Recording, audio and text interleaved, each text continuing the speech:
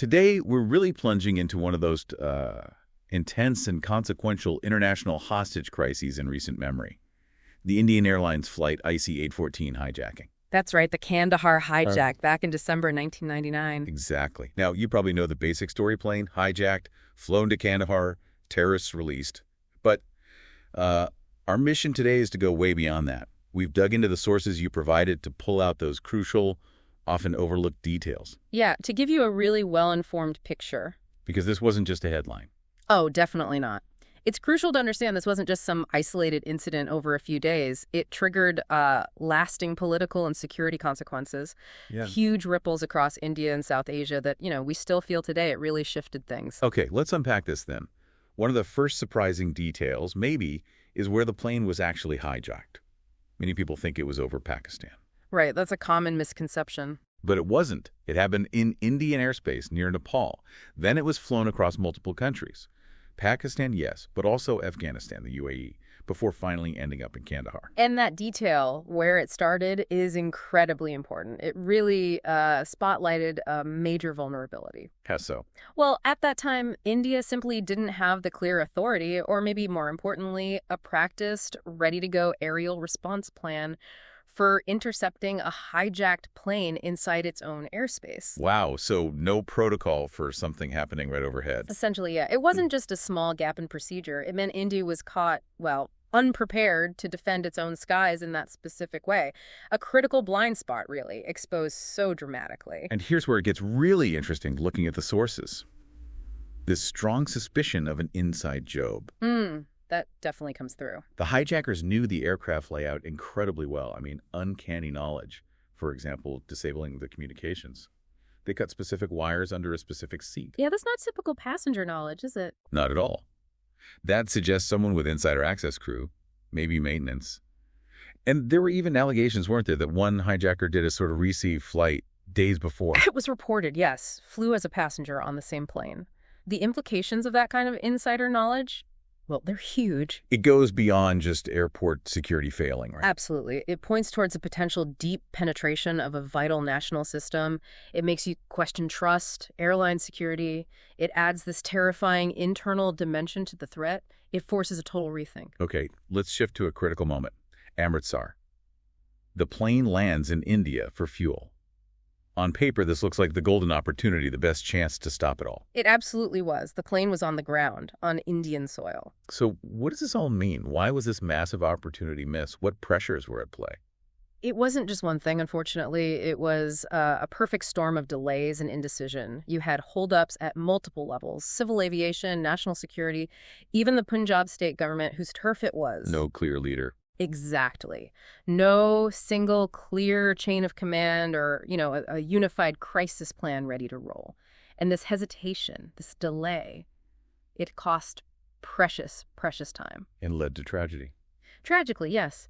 It was shortly after that delay in Amritsar that the hijackers killed a passenger, Rupin Katyal, a brutal act specifically to pressure the authorities to show they were serious. Just horrifying. Then the plane moves on, makes another stop in Dubai. And 27 passengers are released there. A small positive, yes. But reports suggest the UAE was actually willing, potentially, to let Indian commandos storm the plane. But India held back. That's what some sources indicate, yes. The decision-makers in India apparently hesitated. There was huge uncertainty, a real fear of massive casualties if a raid went wrong. What kind of dilemmas are these leaders facing? It must be immense pressure. Unimaginable. You're weighing the immediate lives of hostages against a high-risk operation on foreign soil.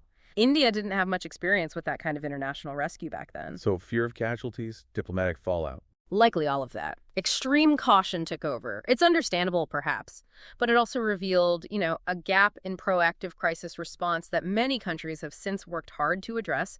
Maybe some diplomatic missteps compounded it too. And ultimately, the plane lands in Kandahar, Afghanistan. So why Kandahar? What made that the final destination? Well, Kandahar was Taliban territory at the time, and crucially, India had zero diplomatic ties with the Taliban regime. So no official channels? None. India had no leverage, no way to negotiate directly on an official level. The sources talk about Taliban troops surrounding the plane with heavy weapons. Oh, to help the hijackers? Not necessarily to attack, no. Reportedly, it was more to guarantee that India couldn't launch a military rescue attempt, a sort of cordon. And then there are those claims about Pakistan's intelligence agency, the ISI. Yes, unverified claims, it's important to note, but some sources suggest the ISI might have pushed the hijackers towards Kandahar precisely because it was seen as a safe zone, a place where India's hands would be tied. Right. Meanwhile, back in India, the pressure is building intensely, especially from the families of the hostages. Oh, tremendously. They were holding these constant, very emotional protests right outside the Prime Minister's residence in Delhi, day after day. Very public, very visible. Yeah.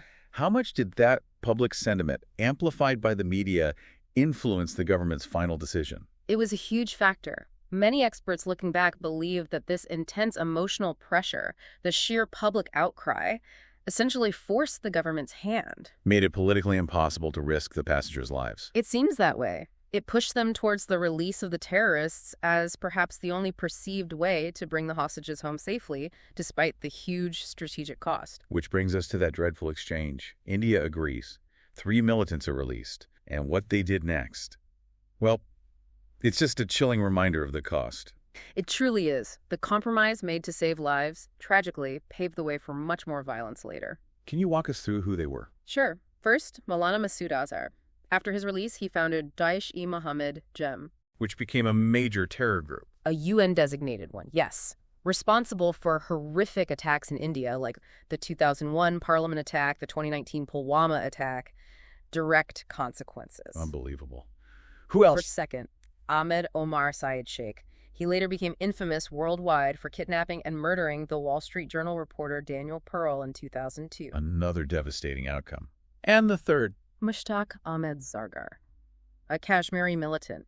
Reports suggest he's still active, operating under protection, likely in Pakistan, so all three went right back to terrorism. Just devastating. It makes this arguably one of the most regrettable, maybe the most regrettable prisoner exchange in India's history. The long-term cost, measured in lives lost and security undermined, was just profound, and it's still felt. This whole ordeal also really threw a harsh light on systemic failures within India's security systems, didn't it?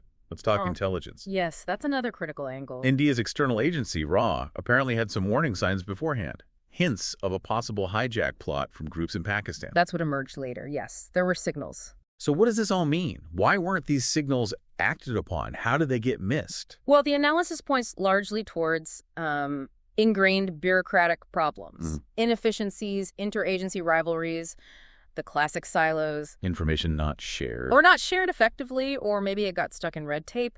Crucial intelligence pieces didn't connect across different agencies in time to allow for coordinated preventative action.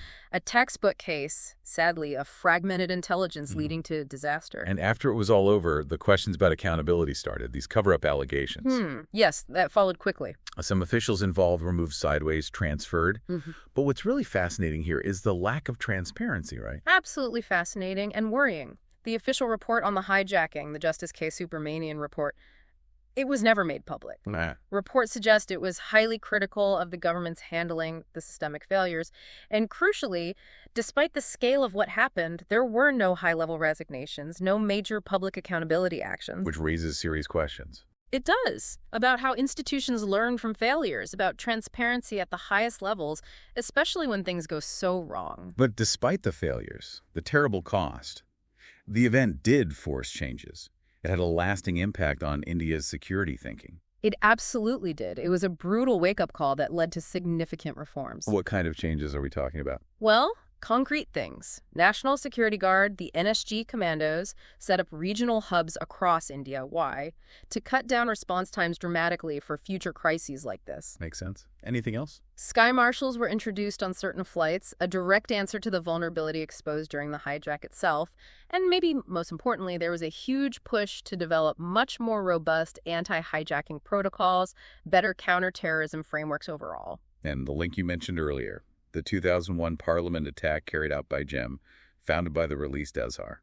Yes, that tragically proved the long-term cost of the exchange in the starkest way possible. It underscored just how urgently those security upgrades were needed. So wrapping up this deep dive, it's crystal clear the Kandahar hijack was so much more than a hostage drama.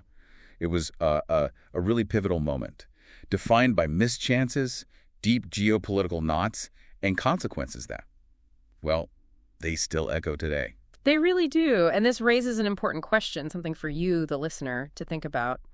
It's that inherent tension, isn't it, between the immediate need to resolve a crisis, to save lives right now. Which is paramount, of course. Of course. But weighing that against the long-term national security implications when you make incredibly tough compromises, like releasing known terrorists, especially when the event itself reveals deep flaws in your intelligence and decision-making systems. So the final thought is about that balance. Exactly. What are the lasting lessons here about accountability, about national readiness? How do you balance saving lives today with preventing potentially greater harm tomorrow, especially when your systems show weaknesses under pressure? A lot to reflect on there. We encourage you to mull over these complex layers. We look into how events like this shape international relations and counterterrorism efforts, even now.